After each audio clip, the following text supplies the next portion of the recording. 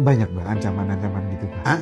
Ancaman apa tuh banyak ya? Ya sebetulnya kalau ya kata teman-teman ada sukar. Abah kan nggak pernah lihat tulisan. Oh sama berarti sama aku ya. Saya nggak pernah lihat tulisan. Iya, Karena saya iya. nggak peduli dengan komen orang, Mas. Iya, setuju. Kulil haqqo walakana mur, kita sampaikan saja udah. Dan Nabi Muhammad pun sudah disuruh nyampaikan aja sebetulnya. Tidak bisa merubah apa-apa Nabi Muhammad itu. Hidup kayak gitu tuh ringan banget loh, Bah. Karena kita fokus mencintai orang-orang yang mencintai kita gitu. Dan kita kalau tidak ringan, maka kenapa kita harus belajar ilmu fisika? Itu hanya balon yang sudah dikosongkan di vakum yang bisa naik terbang. Iya. Selama kita ini masih malu jasad, ya tadi Nah, benar sih. capek kita ini. Udah capek nggak ada hasil lagi. Udah capek berantem lagi. Udah capek miskin lagi. Udah capek ngontrak lagi. Udah ngontrak sakit lagi. Udah sakit dohirnya juga hatinya busuk lagi. Waduh, itulah konsep yang dicontohkan Islam secara keseluruhan hari ini. Karena gagal memaknai firman-firman Tuhan maupun adalah hadis-hadis Nabi. Semua. Nah, sementara mereka yang di Finlandia, di mana itu semua. Justru mereka itu adalah sudah cinta di sini. Berarti tujuan perjalanan mereka walaupun bukan lewat sholat seperti kita, lewat dikir seperti kita, tapi mereka lebih sholat dan lebih dikir. Kan tadi karena mereka sudah ngerti konsep doa. Da'aya da'u menghadirkan.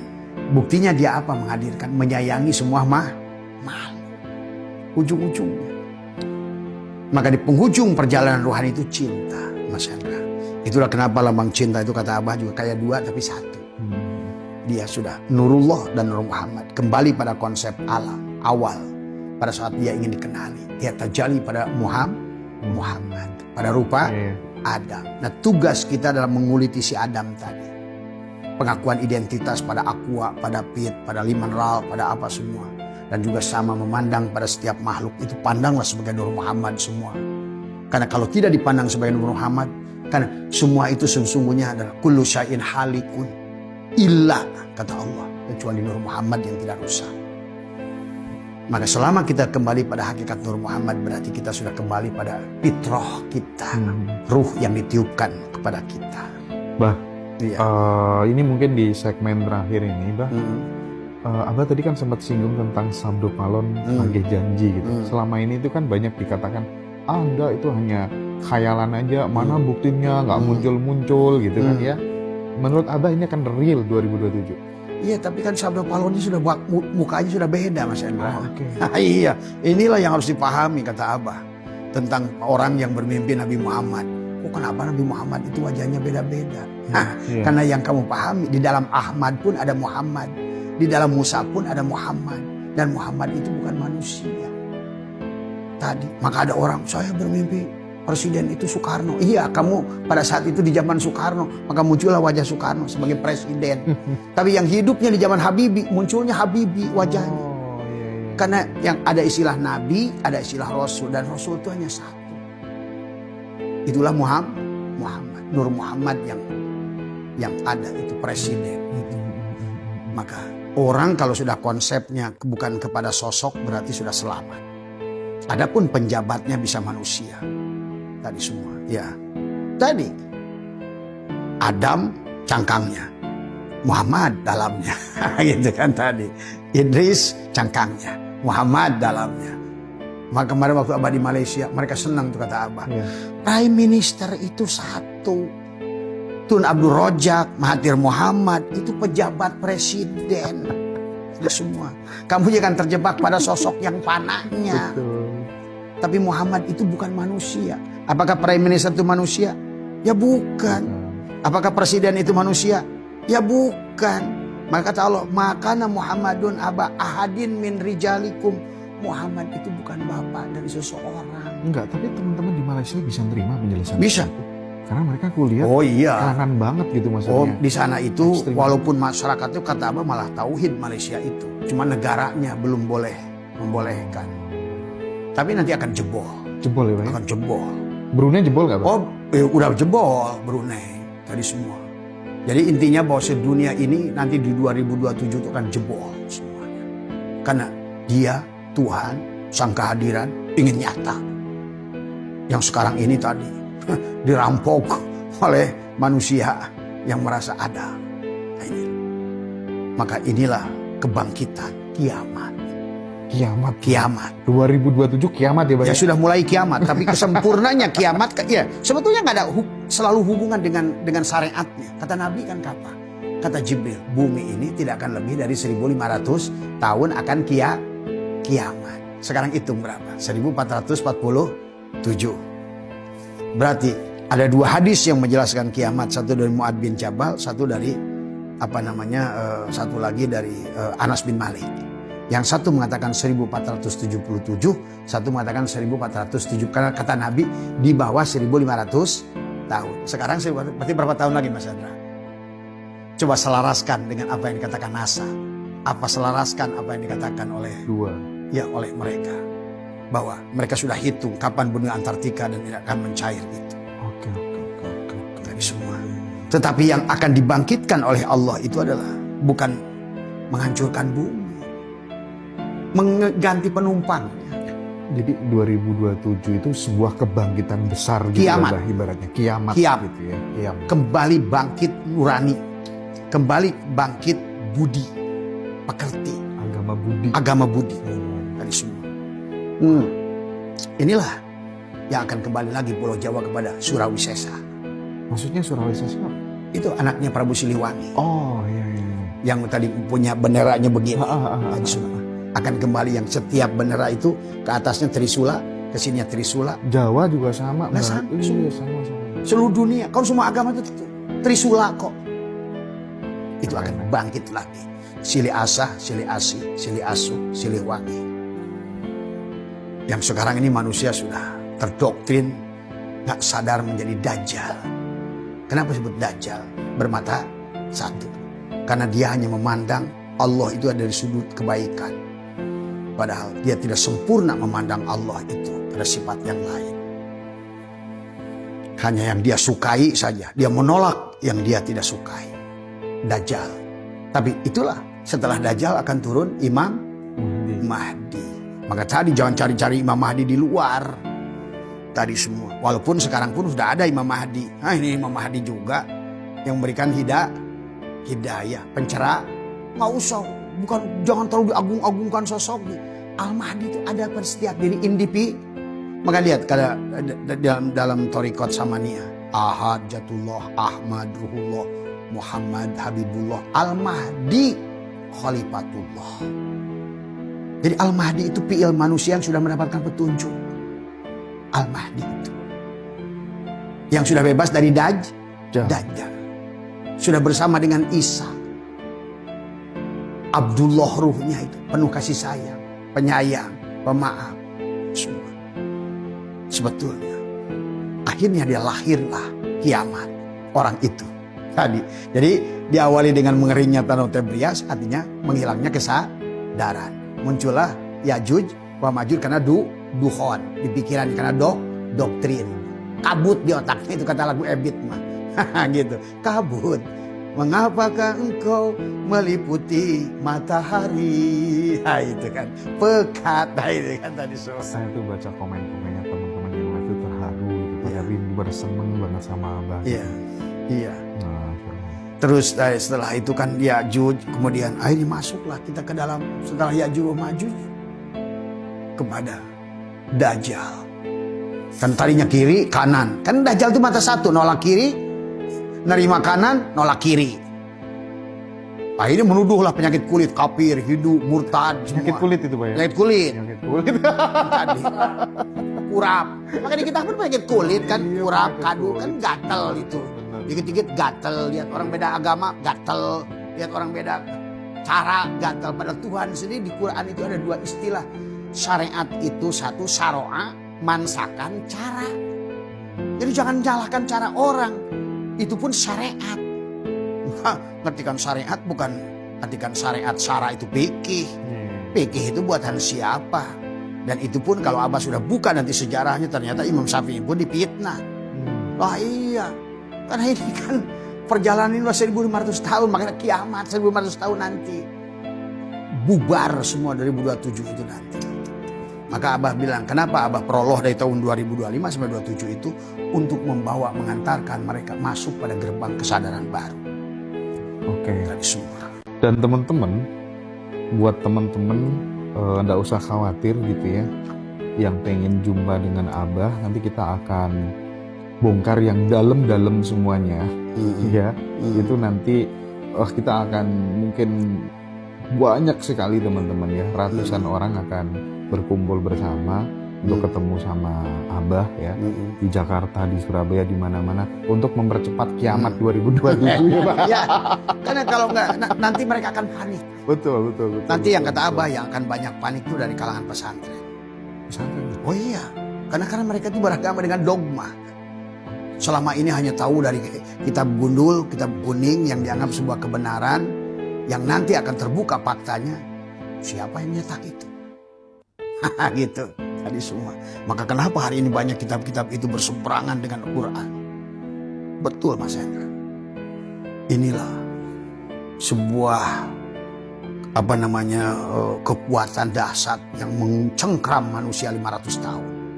Ya tadi seperti Habib itu 500 tahun, makanya bubar hari ini. Bubar sekarang. Bubar. Iya. Karena udah 500 tahun.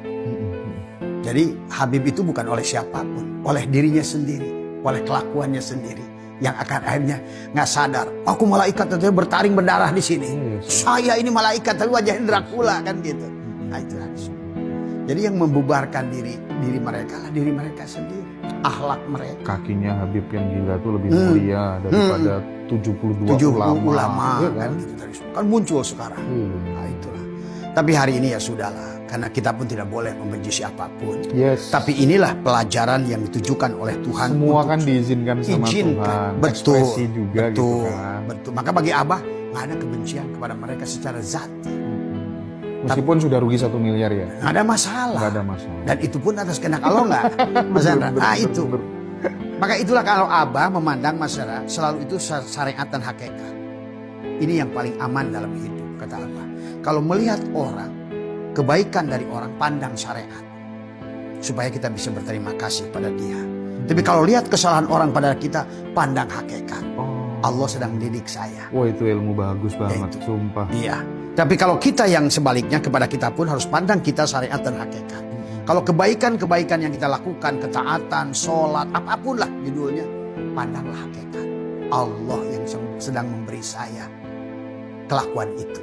Di pada saat saya berbuat salah kepada orang, pandang secara syariat. Supaya saya minta maaf dan beristighfar pada Allah. Itulah prinsip hidup saya selalu. Berbuat baik pada Allah, pada manusia, pandang hakikat. Berbuat jahat saya pada manusia, pandang syariat. Tapi perbuatan baik manusia pada saya pandang sebagai hakikat. Tapi perbuatan baik manusia pada saya pandang secara syariat. Indah kehidupan ini Mas Hendra. Oke, Bah, sebelum kita closing, Bah. Iya. Percaya siksa kubur nggak sih, Bah? Sama kan udah bilang, kalau di kuburan itu ada disiksa, kasih Abah saya itu aja semua. Karena saya udah kenal Tuhan saya. Tadi yang menyiksa kubur itu siapa? Perbuatan diri kita sendiri. Dan ingat, siksa kubur itu bukan pada jasad yang dimayit. Ngapain iseng amat ditanya? Orang mati ditanya. Orang itu nggak pakai tadi akal kulinya, akal ma'asi nggak jalan itu. Karena tadi kembali lagi siksa kubur itu dari anggapan awal yang salah, Allahnya masih duduk di aras langit ke-7. Dia ngutus malaikat azab yang akan bertanya, malaikat munkar. Padahal kita di dunia ini harus ngerti siapa Tuhan kita. Man rabbuka, man nabiyuka, man ikhwanuka.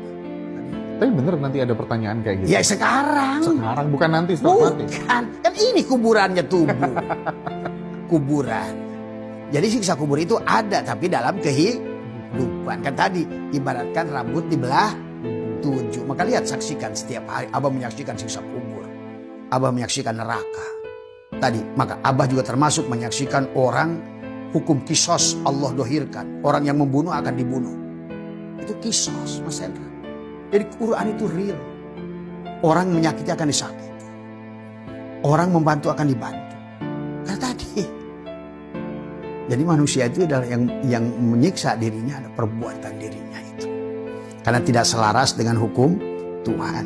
Kenapa di dalam surat As-Sam itu dijelaskan bagaimana datang waktu pagi, bagaimana datang waktu malam dan semua tadi.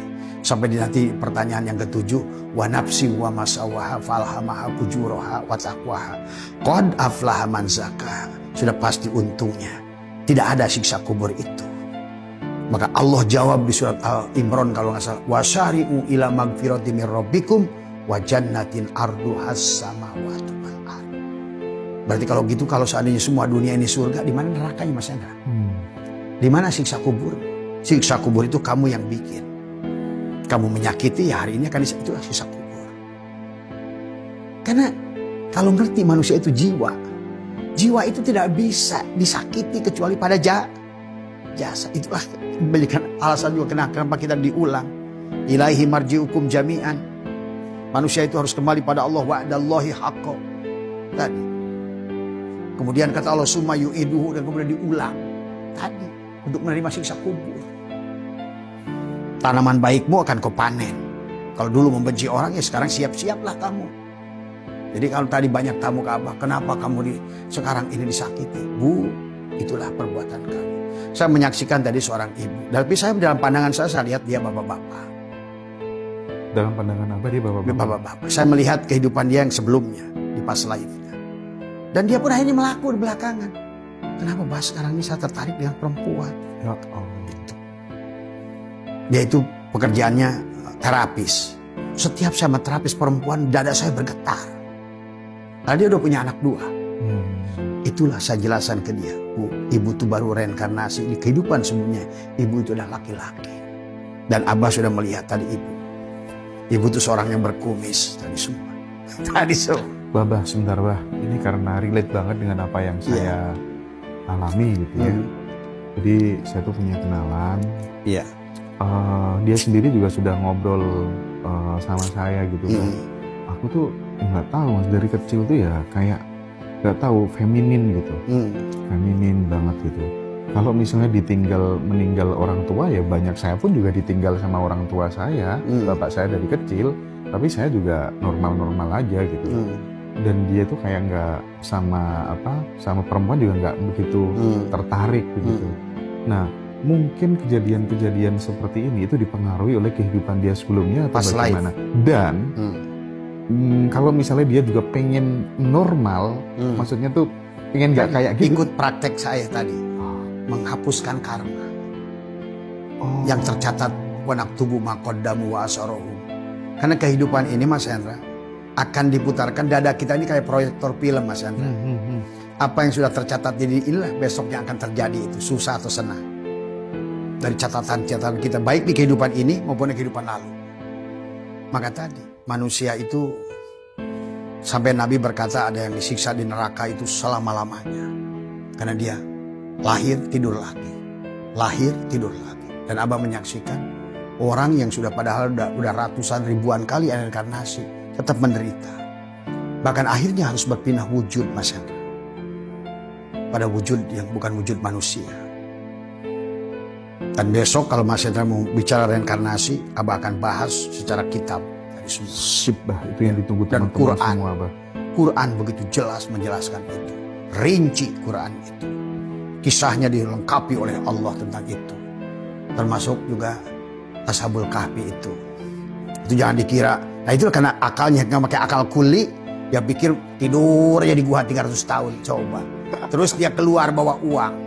Ternyata uangnya sudah nggak berlaku. Iya. Karena rajanya sudah ganti. Tahunnya sudah jauh berubah. Itu kan sebetulnya berarti di mana? Masa di akhirat begitu Mas Hendra? Coba kalau orang pakai akalnya yang jelas. Kan dia katanya udah tadi. Maksud di situ adalah tidur dalam atau mati, sama orang mati adalah tidur, orang tidur adalah orang mati. Artinya orang yang hidup tidak tersambung. Dia tidak punya kesadaran. Maka tadi konsep Abah STS.